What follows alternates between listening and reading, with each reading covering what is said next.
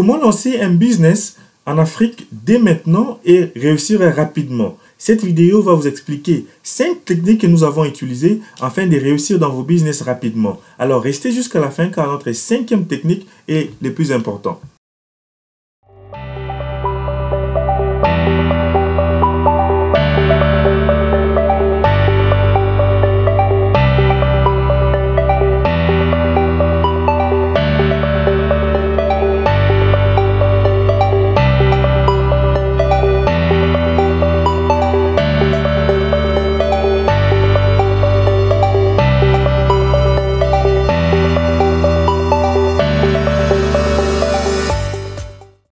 Salut et bienvenue sur Investir chez nous. Dans cette chaîne, nous parlons de l'investissement, de l'entrepreneuriat et des idées de business à lancer en Afrique.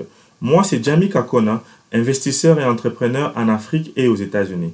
Dans cette vidéo, nous allons parler des 5 techniques pour t'aider à réussir ton business en Afrique rapidement. Mais d'abord, nous te demandons de s'abonner à notre chaîne, de cliquer la cloche pour ne plus manquer les vidéos et d'aller sur la barre de description. Vous allez voir un lien sur les e-books que nous avons écrits pour vous. Les 5 raisons d'investir en Afrique.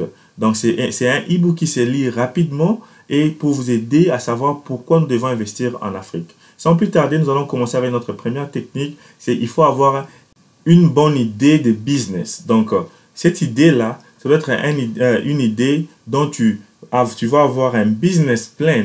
Ton business plan doit te montrer comment tu vas faire tes profits et tout. Donc, si vous avez besoin que je puisse vous expliquer comment faire un business plan, écrivez-moi dans les commentaires, nous allons vous expliquer cela. Mais d'abord, pour trouver des bonnes idées de business, notre chaîne Investir chez nous, c'est vraiment la chaîne dont vous devez aller regarder des vidéos pour avoir des idées de business. Nous parlons souvent des bonnes idées de business à lancer en Afrique. Comment découvrir une idée de business qui est vraiment rentable? Premièrement, tu dois voir si ce business-là est vraiment difficile d'entrer pour tout le monde. Est-ce que ces business-là, tu peux les multiplier dans d'autres parties, dans d'autres étendues de l'État ou bien de la ville? Donc, c'est ça. Donc, vois si ces business-là va te permettre de fonctionner sans pour autant que tu puisses être là présent toi-même. Donc, c'est ça, comment découvrir les idées de business. Donc, d'abord, tu dois avoir une bonne idée de business. C'est ça notre première technique.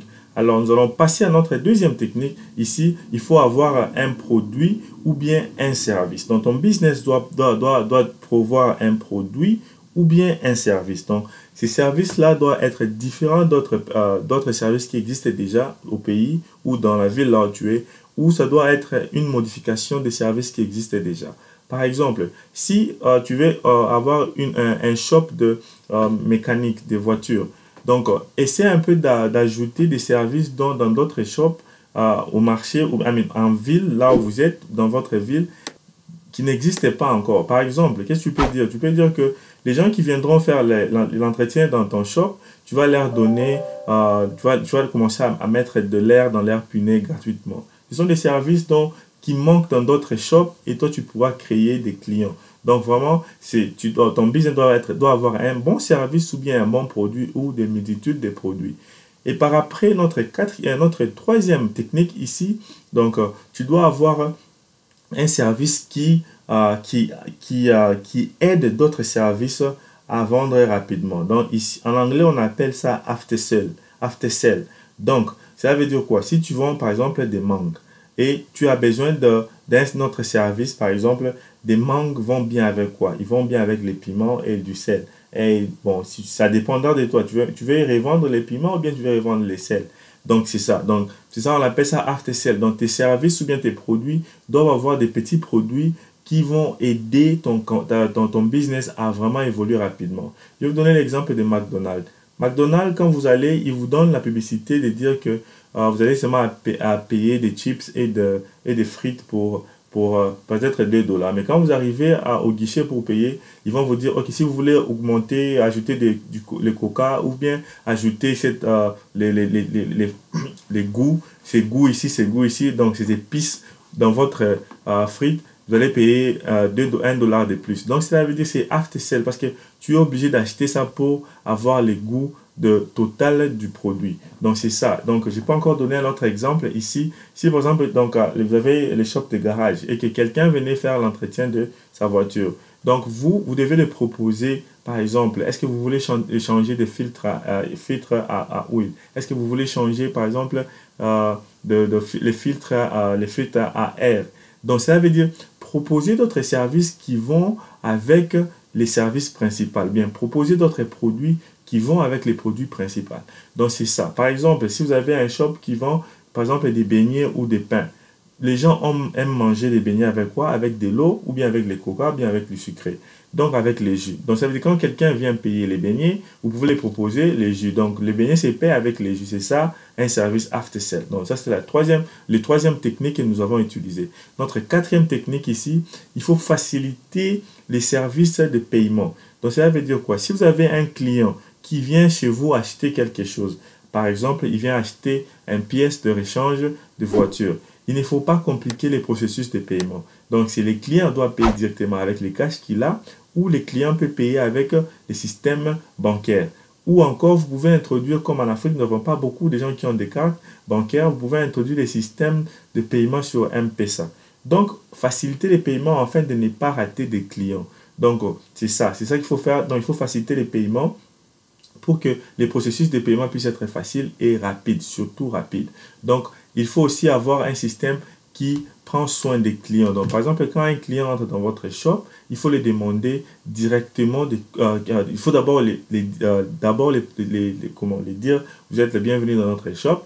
Donc, la personne qui va travailler dans ton shop, tu dois les former ou bien la former pour qu'elle puisse faire cela quand une personne ou un client entre dans ton shop. Donc, sois au moins welcoming. Donc, tu dois apprendre comment vraiment accueillir les clients dans ton établissement. Notre dernière étape ou technique que nous avons gardée à la fin, nous vous demandons d'abord de vous abonner, cliquer sur la cloche et aussi partager cette vidéo sur vos réseaux sociaux afin que nous puissions agrandir notre network. Alors, nous allons passer à notre dernière technique ici. Tu dois savoir comment déléguer. Alors, trouve un business qui va te permettre à déléguer des personnes. La Bible même nous dit, quand Moïse avait reçu beaucoup de tâches, son beau-père l'a conseillé d'essayer de déléguer des groupes de 5, des groupes de 10, des groupes de 100, des groupes de 1000, afin que ces chefs de ces groupes-là puissent venir les faire des rapports. Donc, c'est ça. Nous devons savoir comment déléguer nos tâches. Donc, ne sois pas là dans ta compagnie. Toi-même, tu es le directeur général. Toi-même, tu es les gens, la personne qui fait le nettoyage. Toi-même, tu es les financiers. Toi-même, tu es les ressources humaines. Dès le début, oui, tu peux faire cela. Parce que dès le début, tu veux capitaliser de l'argent que tu as et tu ne veux pas commencer à engager les gens des ressources humaines ou bien les gens qui vont commencer à laver ton bureau. Donc, dès le début, les premiers 6 mois, tu peux faire cela. Mais quand la compagnie commence à prendre de l'ampleur et que tu as beaucoup de tâches, vraiment, je te demanderai de choisir une tâche seulement et de te focaliser sur ça et d'engager d'autres personnes. Tu peux engager d'autres personnes ou bien tu peux faire ça, tu peux automatiser les systèmes. Qu'est-ce que je veux dire par là? Par exemple, les systèmes de paiement. Tu peux automatiser les systèmes de paiement. Tu pars dans une banque, tu demandes que la banque puisse commencer à payer tes fonctionnaires ou tes employés ces montants chaque mois. Donc, automatise les systèmes de paiement, automatise beaucoup de systèmes. Donc, quand je dis déléguer, ici, des petites décisions de la compagnie, tu peux donner ces décisions à tes adjoints ou à tes directeurs, par exemple, de production. Donc, cela veut dire quoi? Établir un système dans ta compagnie dont les gens vont commencer à suivre. Même si tu n'es pas là sur place, mais les gens suivent les systèmes. Donc, c'est comme ça que toutes les grandes compagnies ont réussi dans leur business. Par exemple, McDonald's. McDonald's est partout dans le monde. Donc, les propriétaires de McDonald's ne sont même pas là à McDonald's, mais les travailleurs suivent un système très bien établi. C'est ça même quand McDonald's vous vendent les franchises, ils vous vendent les systèmes. C'est les systèmes qui sont en train de vous vendre. Ces systèmes, ils savent que pour faire ces burgers ici, il faut aller de 1, 2, 5, 6. Donc, c'est ça. Et partout, quand ils vont vendre ces franchises-là, partout, ils vont suivre le système de 1, 4, 5, 6. Et c'est ça qui va sortir le burger qui a les mêmes goûts qu'aux États-Unis et que le même goût aussi qu'en Afrique. Donc, c'est ça. Donc, créer un système qui va remplacer vraiment les personnes, qui va te remplacer toi-même, même si tu n'es pas là. Tous les employés savent que nous faisons les systèmes A, B, C pour sortir des résultats pareils. Et puis, essaie un peu de déléguer les décisions à tes adjoints. Ça va vraiment te faciliter la tâche. Par exemple, ma chaîne YouTube, je suis la seule personne qui se focalise à 100% car je viens de commencer cette chaîne. Alors, je vais me donner au moins une année ou maximum une année. Je vais automatiser cette chaîne ici et je vais commencer à déléguer des tâches aux personnes qui vont commencer à faire, des travaux sur cette chaîne ici. Donc, de temps en temps, je vais commencer à venir présenter toujours et donner les idées, mais ou sinon, je vais essayer un peu de laisser d'autres tâches à d'autres personnes, afin de vraiment me libérer et de continuer avec un autre business. Donc, c'est ça. Donc, essaye un peu de déléguer ça. Nous devons garder ça à la fin car nous savons que c'était vraiment le plus important. Essaye de déléguer, d'automatiser ton système pour enfin te dégager et de t'investir dans d'autres business.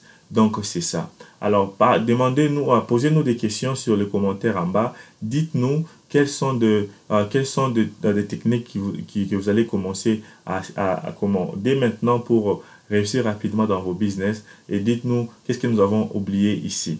Alors, partagez cette vidéo sur vos réseaux sociaux et les membres de vos familles et nous allons nous voir prochainement. Regardez sur les liens au-dessus, nous avons gardé 2 vidéos pour vous qui pourront vous éduquer encore sur comment investir en Afrique. Et aussi, n'oubliez pas de télécharger notre e-book que j'ai écrit gratuitement pour vous afin de vous éduquer pourquoi nous devons investir en Afrique. Merci et à la prochaine.